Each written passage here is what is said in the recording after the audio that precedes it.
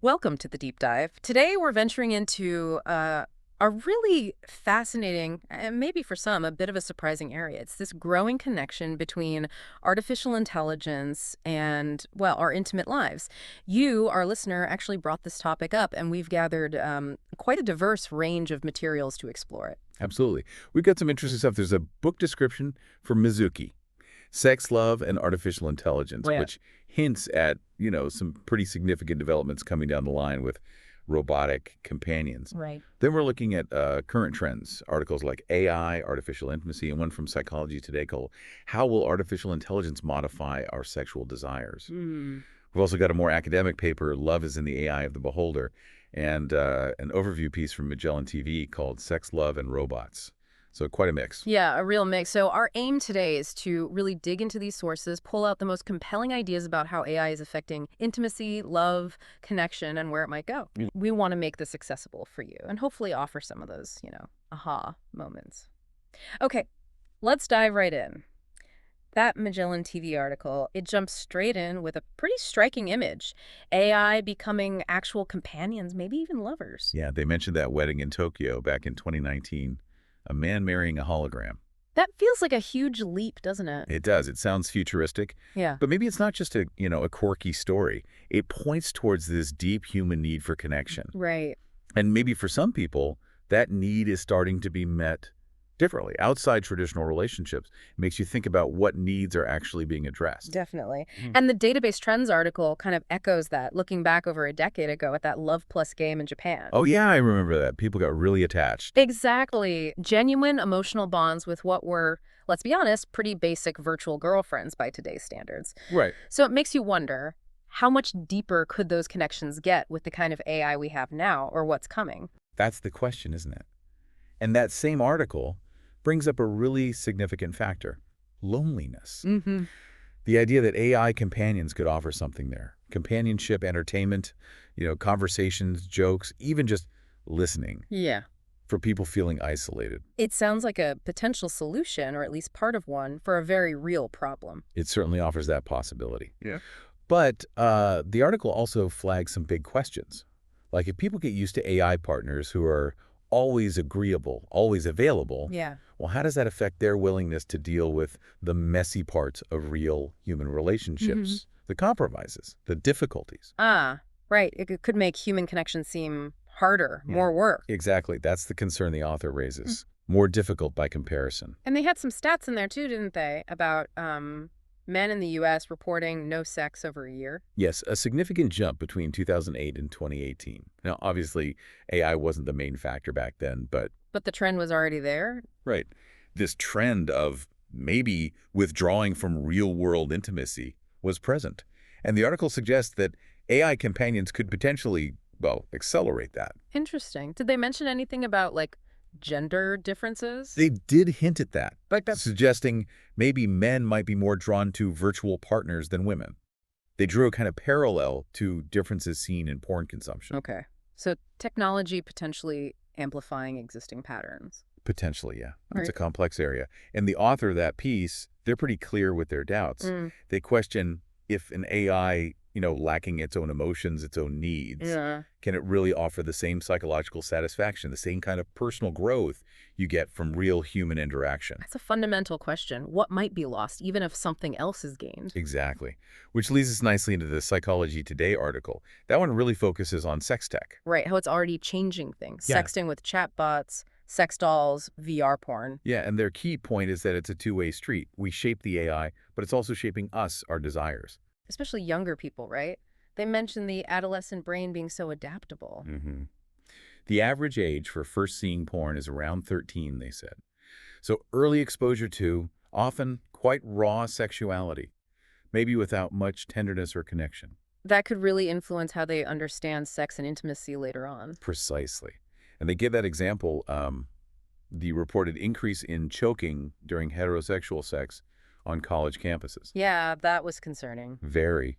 And while you can't draw a perfect line straight from porn to that behavior, it's a plausible link they raise, especially since, as the article notes, it wasn't reliably linked to the woman's pleasure. So it really shows how depictions can potentially warp our understanding of pleasure and intimacy itself. Absolutely. It's a stark example of potential unintended consequences. And the Psychology Today piece also points out something else. What's that? Just the general lack of open discussion about these potential downsides. It feels like a gap. Yeah, maybe people hesitate, don't want to seem anti-sex or something. Could be. Or maybe just uncertainty about how to even talk about it. But the article argues for a more mindful approach, which seems crucial. Okay, so that brings us to the ERIA article, more theoretical, you said, about AI as characters of love. Yeah, characters of love. It's a striking phrase. The article's looking at AI moving beyond just tools, becoming more personal, closer to science fiction becoming reality. But how do we even know how an AI loves or thinks? Well, the article suggests looking at its inputs. What possibilities for attachment does the data it learns from contain? Because AI learns from us, right? From human experiences online, including how we show love in media. So the question is, can AI really love if it's just learning from data that might be flawed or incomplete? Exactly.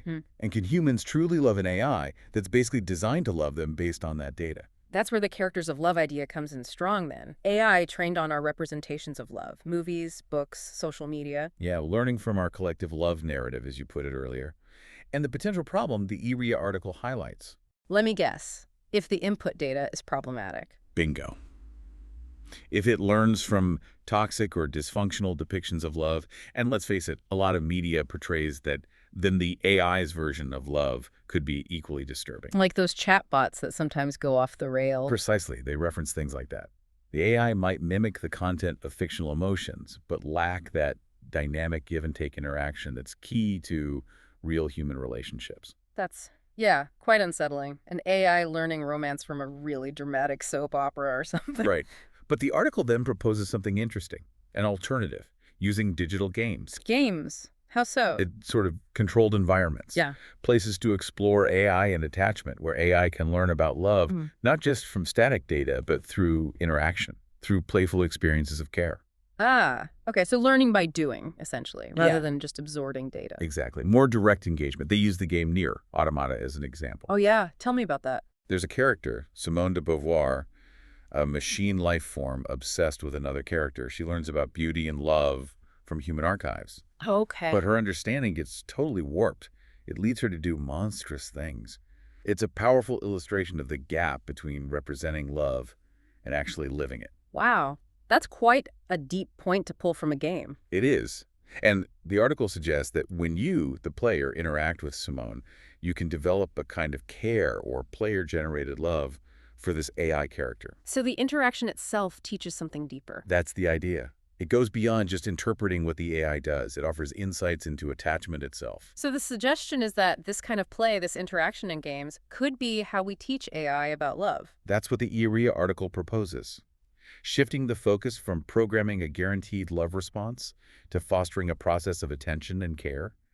It mirrors human love more closely, with all its uncertainties. Kind of like Alan Turing's idea, AI learning like a child through interaction. Exactly. They reference that too.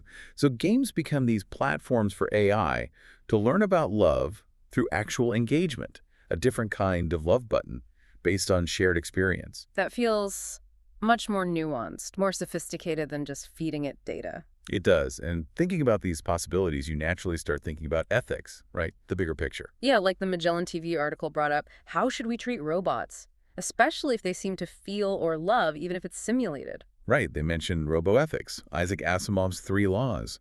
Do we want them to think like humans, flaws and all, or program a specific moral code? Tricky questions. And the risk of AI reflecting creator biases is always there too. Absolutely. Ethics in development is crucial. But then you also see AI being used positively in caring roles. Like the examples you mentioned earlier. Yeah, the ERIA article mentioned a last-moment robot for end-of-life comfort. And both ERIA and Magellan TV talked about using AI to help autistic children with social skills. So there's clear value in AI that can provide comfort, build some kind of relationship, even if it's different. Definitely.